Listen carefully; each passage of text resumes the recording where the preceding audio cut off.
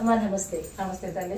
అయితే ఇప్పుడు మనం ప్లాస్టిక్ గురించి చాలా చెప్పుకున్నాం, కానీ భోజనాల దగ్గర ఎక్కడైనా గుళ్ళల్లో కానీ లేదంటే ఫంక్షన్స్లో కానీ ఈ పేపర్ ఉంటుంది, కానీ దాని మీద ఒక లేయర్ లాంటి ప్లాస్టిక్ ఉంటుంది.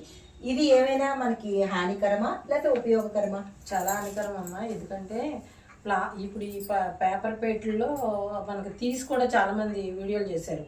పైన సన్నటి ప్లాస్టిక్ పొర వస్తుంది. అది వేడి వేడి వేస్తుంటే కంపల్సరీ క్యాన్సర్ వస్తుంది.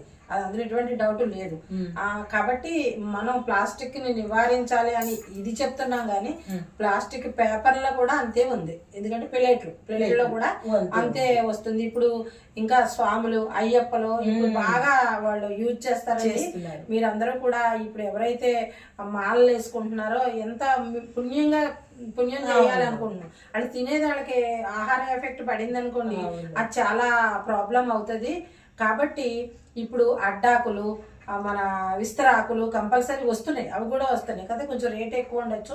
రేట్ ఎక్కువైంది అనుకోకుండా అవి కొనుక్కుని మా హాస్టల్స్ లో కూడా పసిపిల్లలకి మధ్యాహ్న భోజన పథకాల్లో కూడా కంచాలు మానేసి ఇవే మొదలు పెట్టారు. అవునవును, అది పిల్లలకి కూడా తొందరగా ఇంపాక్ట్ అవుతుంది. కంపల్సరీ అవుతుంది అమ్మా. అలాగే ఇప్పుడు ఈ భక్తులు ఎవరైతే ఈ మాలలు వేసుకున్న వారు ఉన్నారో వారు కూడా డబ్బులు ఎక్కువైనా అయితే తెచ్చుకోండి. అలాగే ఈ గవర్నమెంట్ స్కూళ్ళల్లో అయితే వాళ్ళు కంచాలు ఇస్తున్నారమ్మా.